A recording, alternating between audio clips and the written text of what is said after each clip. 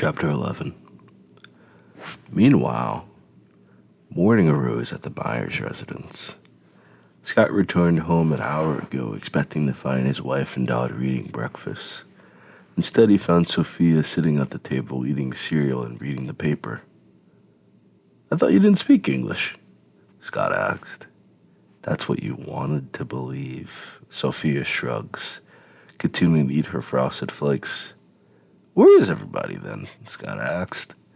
"Piper's at her friend's house for the weekend, and your wife is praying." Sophia sips her coffee. "Got any more of that weed?"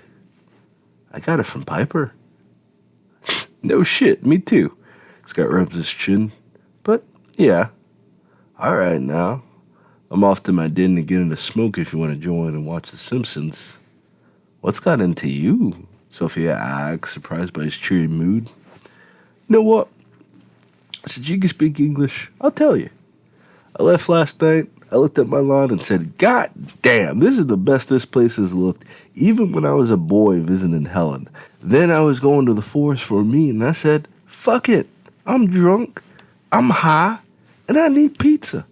So I spent the whole damn night and morning bowling and getting shit-faced. And the owner's an old buddy from high school. We bowled and talked, and he kept the place open all night. Oh, man. And the best part, there's this thing called Uber, where they pick my drunk ass up.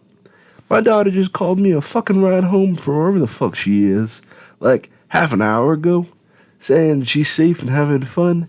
Man, I'm about to smoke a bowl and take my ass to bed." Scott claps his hand, pours a bowl of cereal and milk, and walks away. Sophia nodded, peeking out the window to admire the grass. From the opposite entrance, Helen entered the kitchen. "I had the wildest dream last night." "You were in it, Sophia. We had a great time. I think we were shopping or something." Helen sat at the kitchen table in her bathrobe.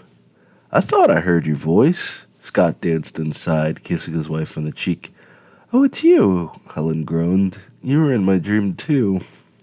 "I had my dreams come true. The first time we knocked boots since Piper got home from college. I thought we would walk around here butt naked now that she left," Scott mused. "If you and I had sex last night, that means..." Helen covered her mouth, looking at Sophia. Sophia sipped her coffee, standing her ground, wondering how her husband would respond to the news. Sophia poured more frosted flakes, wanting to watch everything unfurl. "You don't gotta be so rude about it. I was thinking I can get the blue chewable pill, go at it like we were in our 20s, Scott recommended. Helen buried her head in her arms, sobbing, ripping at her hair as she reconciled what had come over her, refocusing on her goals. "Did you and the boys kill that gardener yet?" Helen lifted her head, hoping sweet relief had come. "What?" Scott and Sophia said in unison. "I said, did you kill him?" Helen asked hopefully. "What did he do to you?" Sophia asked, shocked. Helen gulped, feeling a different power dynamic. "I haven't met him, particularly."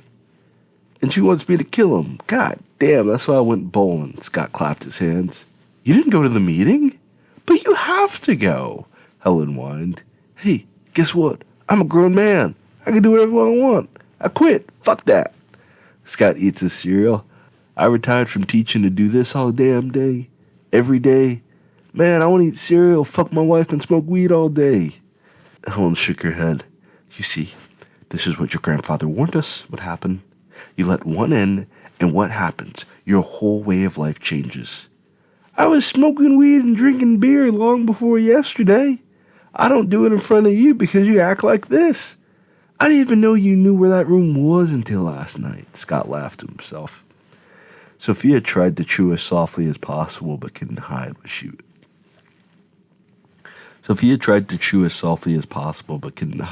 was watching, like she found a new TV show.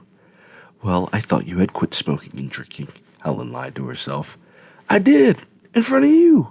Now you know, after my nap, I'll sit by the pool butt-ass naked, have some beer, grill me some burgers and steak, enjoy my freshly cut property, Get high as a kite and listen to Dark Side of the Moon, the Chronic album, and Yellow Submarine on my sound system as loud as goddamn possible. Scott goes off to start enjoying his day. Where is Piper? Is Piper home at least? She has a date with Douglas tonight. Helen tries to regain control over her family. Piper's at her friend's house for the weekend. They're going to some museum in Buffalo. Scott explained what he remembered from yesterday. You let her go to Buffalo? It's too dark out there, Helen whined. Helen, it's a whole frickin' city. Have you ever been to Buffalo? Sophia asked. No one asked you. How do you even speak English out of my dream? Helen was bewildered at Sophia talking back to her. I'm just saying, there's a lot of white people in Buffalo too, Sophia shrugged. Well, you're saying too much. You might say the wrong thing and end up unemployed, Helen threatened. I wasn't saying too much last night, Chica, Sophia muttered, lifting her bowl of cereal. The color left Helen's face as she removed herself from the kitchen table. Everything she spent her life working toward had fallen apart. Her husband and daughter had abandoned her perfect vision. Helen only knew one way to win them back to her side, a tried-and-true method which she could everything she wanted in one foul swoop. Sophia, prepare my breakfast. It's 3 p.m, Scott coughs, then looks away, minding his business as Helen glares at him. What you want? Sophia asks with a mouthful of flakes. I want some sausage, the big ones, the hot links, and 2 eggs. Helen fanned, wondering what the hell was on her mind, and pancakes. And pancakes with butter and syrup. You can bring it up to my room. I need to lay down. You want me to bring the black pepper, too? Sophia joked. Helen puffed up her chest and then deflated. Cursing under her breath, she walks off to her room to finally rest. Sophia laughed it off, beginning to watch her bowl. Scott scratched his head, confused, returning to his den with the cereal box to enjoy the cartoons he watched as a kid, smoking his weed and drifting off to sleep.